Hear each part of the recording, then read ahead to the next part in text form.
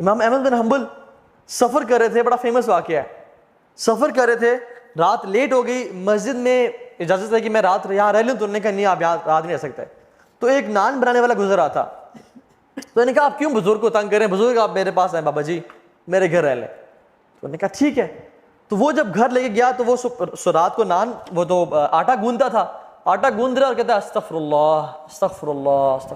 امام احمد بن حنبل رحمہ اللہ بیٹھے ہوئے ہیں, کہتے ہیں آپ کو اس ذکر نے کبھی زندگی میں فائدہ بھی پہنچایا ہے؟ تو انہوں نے کہا آپ کو میں کیا بتاؤں. وہ اپنے پوچھ لیا ہے, پہلے میں غریب تھا, فقیر تھا, جب سے میں ذکر یہ کرنا شروع ہوا ہوں مال اتنا ہے کہ سنبھالا نہیں جاتا مجھ سے, اور ہر دعا میری اللہ رب العالمین نے قبول کی ہے, بس ایک دعا جو رہ گئی ہے. کہتے ہیں وہ کیا؟ کہتے ہیں سنا ہے کہ امام احمد بن حنبل بڑے امام ہیں, ان سے ملاقات کا شوق ہے, وہ آج تک قبول نہیں ہوئی.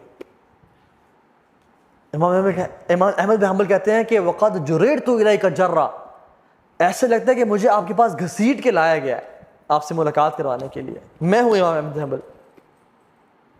یہ ہے توبہ استغفار کے فائدے, یہ ہے توبہ استغفار. کثرت سے استغفار پڑھا کریں زندگی میں. اللہ کے نبی اپنی ایک محفل میں, ایک سیٹنگ میں 70 سے 100 مرتبہ استغفار پڑھا کرتے تھے, ایک سیٹنگ میں. اور کثرت سے درود پڑھیں, کثرت سے درود پڑھا کریں. ایک صحابی ہاتھ اٹھائے اور دعا مانگنے شروع ہو گئے. تو اللہ کی نے کہا کہ تم نے بہت جلدی کی ہے, پہلے اللہ کی حمد بیان کرو, پھر مجھ پہ درود پڑھو, پھر دعا مانگو. تو انہوں نے کہا کہ ٹھیک ہے رسول اللہ, میں آئندہ اللہ کی حمد بیان کروں گا, آپ پہ درود پڑھوں گا اور پھر دعا مانگوں گا. تو انہوں نے کہا فَإِن زِدْتَ فَهُوَ خَيْرٌ لَكَ, اگر مجھ پہ درود زیادہ پڑھو گے تو تمہارے لیے مزید بہتر ہے, میرے لیے نہیں, تمہارے لیے بہتر ہے. تو انہوں نے کہا ٹھیک ہے رسول اللہ کہ I'll recite 1/3 درود اینڈ 2/3 دعاز. انہوں نے کہا فَإِن زِدْتَ فَهُوَ خَيْرٌ لَكَ, اگر تم درود اور زیادہ کر لو گے تمہارے لیے بہتری ہے. تو انہوں نے کہا ٹھیک ہے رسول اللہ, میں 2/3 درود پڑھا کروں گا آپ پہ اور اس کا 1/3 دعا کیا کروں گا. فَإِن زِدْتَ فَهُوَ خَيْرٌ لَكَ, اگر تم اور زیادہ کر لو تو تمہارے لیے فائدہ ہے. انہوں نے رسول اللہ آج کے بعد آپ پہ میں درود ہی پڑھا کروں گا بس. انہوں نے کہا اگر تم یہ کرو گے تو اللہ تعالیٰ تمہاری تمام پریشانیوں کو ختم کر دے گا اور تمہیں ہر مشکل سے آزاد کر دے گا. جے اللہ کے نبی درود پڑھنا.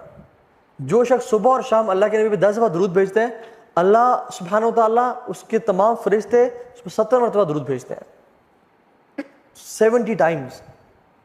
اس کے درجات بلند ہوتے ہیں, اس کے گناہ معاف ہوتے ہیں, اس کی نیکیاں لکھی جاتی ہیں. سو مچ ریوارڈ. اور ایک اور حدیث پتہ ہے کیا آتا ہے, سبحان اللہ, ہم چاہتے ہیں کہ اللہ کے نبی کے سامنے ہمارا نام لیا جائے. کون کون چاہتا ہے کہ اللہ کے نبی کے سامنے ہمارا نام لیا جائے؟ ہر بندہ چاہتا ہے.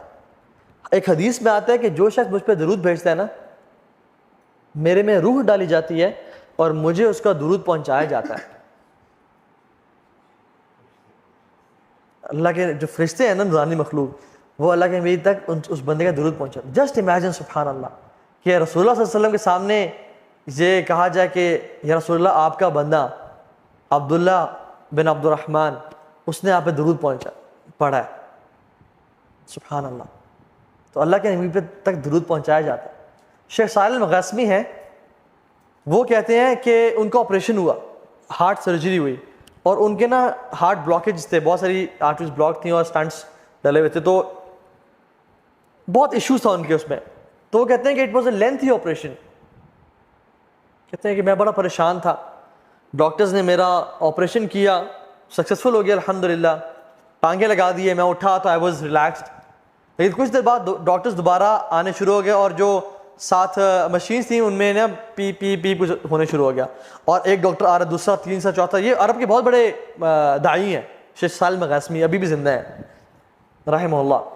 تو ڈاکٹرز آئے اور وہ کہتے ہیں میں اب تو بہت پریشان ہو گیا کہ اب کیا ہو رہا ہے. تو انہوں نے ان کی شکل پہ نا پریشانی دیکھی, میں مزید پریشان ہو گیا.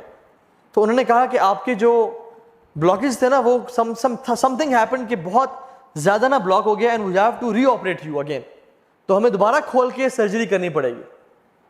کہتے ہیں کہ پہلی سرجری میں تو I was a but relax, لیکن اس دفعہ میں بہت پریشان ہو گیا. تو وہ لوگ جب گئے اپنے اکوپمنٹس لینے کے لیے اور اپنے چیزیں لینے کے لیے, تو کہتے ہیں آئی واز ریئلی ورڈ.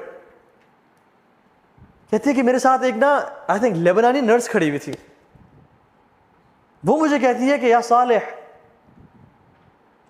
صلی علی محمد، اے صالح اللہ کے نبی پہ درود پڑھو. اور کہتے ہیں کہ میں اللہ کے نبی پہ درود پڑھنا شروع ہو گیا اس یقین کے ساتھ کہ اللہ کے نبی نے فرمایا کہ اگر تم مجھ پہ درود پڑھو گے تمہاری ساری پریشانیاں ختم ہو جائیں گی اور تمہاری ساری مشکلات کا حل نکل آئے گا. تو کہتے ہیں کہ میں درود پڑھنا شروع ہو گیا، حتیٰ کہ جب ڈاکٹرز آئے اور دوبارہ انہوں نے مجھے کچھ چیزیں اٹیچ کی تو دے ور کنفیوزڈ اینڈ سرپرائزڈ. اور جب میں نے پوچھا کہ یہ کیا ہوا ہے، کہتے ہیں کہ جو رپورٹس ابھی آ رہی تھی کہ بلڈ دوبارہ جو ہے نا بلاکیجز آ گئی ہیں، they are all removed, they are all gone. اور کہتے ہیں کہ مجھے اس دن اللہ کے نبی پہ درود پڑھنے کی فضیلت سمجھ میں آئی کہ کتنا افضل ہے یہ ذکر اللہ کے نبی پہ درود پڑھنا. سبحان اللہ.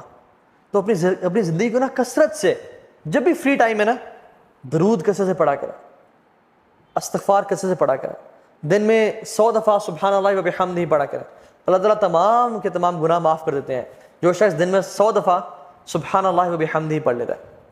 تو یہ 5 پرنسپلز ہیں جو کہ ہم نے آج ذکر کیے، جو کہ انسان کی زندگی بھی بہترین بناتا ہے اور آخرت بھی بہترین بناتا ہے. یہ تو بہت بڑی ڈسٹریکشن میرے سامنے آ گئی ہے. انشاءاللہ we'll end on this just repeating the 5 points. پہلا پوائنٹ کیا تھا؟ المداومۃ علی الفرائض، فرائض پہ مداومت، کنسسٹنسی.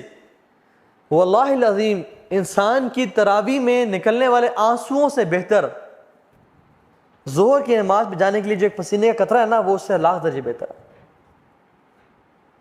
ایک انسان تہجد میں رو رہا ہے اور آنسو پہ آنسو بہاتا ہے، اور ایک انسان ظہر کی نماز پہ جاتا ہے اور اس کی جو ماتھے پسینہ آتا ہے نا، وہ اس سے لاکھ درجے بہتر ہے، کیونکہ فرائض اللہ تعالیٰ کے ہاں بہت محبوب ہے. تو المداومۃ علی الفرائض. دوسری چیز تلاوت قرآن، المداومۃ علی تلاوت قرآن.